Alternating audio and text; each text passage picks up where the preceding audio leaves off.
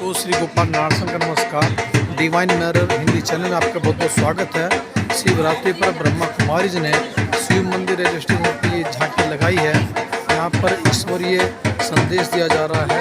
श्रद्धालुओं को जो मंदिर में आ रहे हैं वो ईश्वरीय संदेश पा रहे हैं और इसका जो अभिप्राय है वो यही है कि हम अपने परमात्मा को याद करें और किस तरह से याद करें, किस तरह से राजयोग लगाएं, वो विधि यहाँ पर बताई जा रही है और चित्रों के माध्यम से आदि मध्य अंत का राज भी समझाया जा रहा है।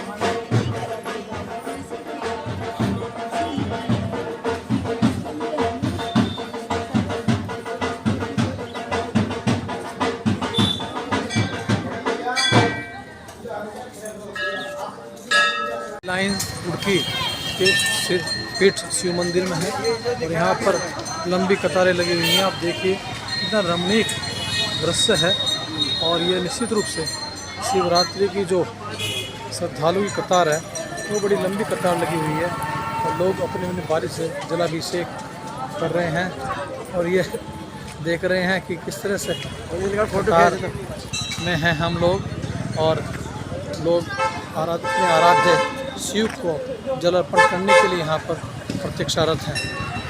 और यही यहाँ की शिवरात्रि की महिमा भी है कि हम पतित से पावन बने और अपने आप को गुणों से भर लें, अपने आप को शांति से भर लें और अपने आप को हम जैसे देख रहे हैं कि ब्रह्मा कुमारी के यहाँ पर तो मैं संदेश भी दिया जा रहा है। तो बहनें यहाँ पर संदेश दे रही हैं और यही वो संदेश है कि हम अपने आराध्य को जान लें। नाम भाषा वो डिपेंड करता है हमारे विचार। अगर हमारे विचार सही है तो हमारा भविष्य भी सही है। तो क्यों ना हम इसको सुधारें। आत्मा है निराकार, बिना को से एक जब आत्मा का जो पिता है वो है परम पिता, परम आत्मा। हम आत्मा है, वो है परम आत्मा। ये कोई आत्मा से दिखती नहीं आत्मा। तो जो परम आत्मा है वो भी फील कर सकते हैं। जैसे में है फिर से बाकी आप डिटेल के लिए आप कहाँ आए? फरीदाबाद से पहले। फरीदाबाद से तो आप यहाँ पर हाँ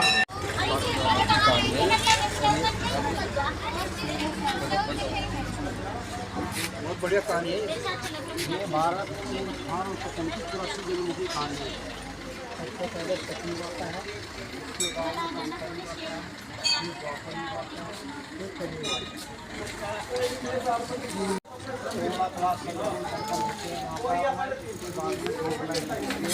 करियर कला में यहाँ पे 12 जन्म होते हैं। उसके बाद में फिर द्वापर युग आते हैं, वहाँ केवल 8 कला रह जाते हैं क्योंकि द्वापर युग से आत्मा में निखार आने शुरू और पवित्र बनाने की विधि बताई है। उनको याद करेंगे, याद करने से हमारे विचार जो और आत्मा शुद्ध बनती जाएगी, जिससे आप अपने अगले आने वाले जन्म को सुधार सकते हैं। परमात्मा का परिचय। आपको श्री गोपाल नारायण का नमस्कार। डिवाइन मिरर हिंदी चैनल में आपका बहुत बहुत स्वागत है। आपको महाशिवरात्रि व अंतर्राष्ट्रीय महिला दिवस की बहुत बहुत बधाई। आइए जान लेते हैं आज की कुछ खास चर्चित खबरें।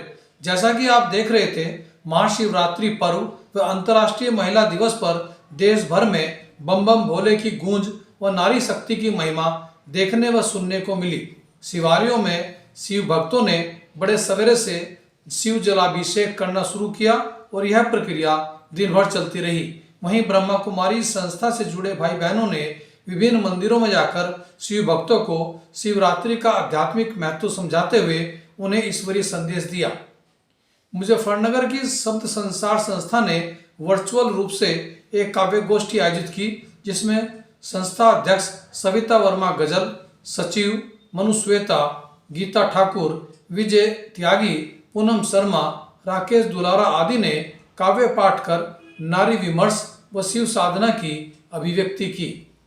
दिल्ली के इंद्रलोक में सड़क पर नमाज पढ़ रहे लोगों को हटाते समय पुलिस द्वारा किए गए कथित दुर्व्यवहार को लेकर लोगों में आक्रोश व्याप्त हो गया, जिस पर आरोपी चौकी इंचार्ज को निलंबित कर दिया गया। हंगामे के कारण यातायात भी बाधित रहा। मणिपुर में सेना के एक अधिकारी का उनके घर से अपहरण कर लिया गया। Junior commanding officer Kheda Singh को अपहर्ताओं के कब्जे से छुड़ाने के लिए सुरक्षा बलों की टीमें प्रयास कर रही हैं। पहले भी यहां अपहरण की घटनाएं हो चुकी हैं। कांग्रेस ने लोकसभा चुनाव के लिए छत्तीसगढ़, केरल आदि राज्यों में 40 प्रत्याशियों के नाम फाइनल किए हैं, जिसमें वायनाड से राहुल गांधी भी प्रत्याशी होंगे। कांग्रेस केरल में 16 सीटों पर व उत्तर प्रदेश में गठबंधन के तहत 17 सीटों पर तथा दिल्ली में 3 सीटों पर चुनाव लड़ेगी। राशन की दुकानों के आकस्मिक निरीक्षण के दौरान राशन डीलरों के उत्पीड़न की शिकायत मिलने पर उत्तराखंड में गढ़वाल मंडल के खाद्य उपायुक्त राहुल शर्मा को वित्तीय व प्रशासनिक अधिकार उनके सीज करके उनके विरुद्ध एक 3 स्तरीय जांच कमेटी का गठन किया गया है। वहीं हरिद्वार जिले में तहसील भगवानपुर के पूर्ति निरीक्षक हिमांशु रावत को भी कथित भ्रष्टाचार मामले में निलंबित किया गया है। उत्तराखंड में केदारनाथ धाम के कपाट 10 मई की सुबह 7 बजे खोले जाएंगे। वहीं बद्रीनाथ धाम के कपाट 12 मई को सुबह 6 बजे खोले जाएंगे, जबकि गंगोत्री व यमुनोत्री के कपाट अक्षय तृतीया को खोले जाएंगे। कांग्रेस के पूर्व अध्यक्ष राहुल गांधी 17 मार्च को मुंबई के छत्रपति शिवाजी महाराज पार्क में भारत जोड़ो न्याय यात्रा के समापन पर चुनाव अभियान की शुरुआत करेंगे, जिसमें इंडिया टीम के गठबंधन से जुड़े नेता शामिल होंगे। ब्रह्मा कुमारी चीफ रही दादी जानकी ने परमात्म याद का जल एक दृष्टि बाधित बच्चे को पिलाया तो उसकी रोशनी लौट आई। इसी किस्से को शेयर करती एक राजयोगिनी बहन का प्रेरक वीडियो देखिए इस बुलेटिन के बाद। ज्ञान में एक भाई और बहन चलते थे, लेकिन आप समझ सकते हैं कि माया किसी समय किसी को भी अपने अधीन कर सकती है।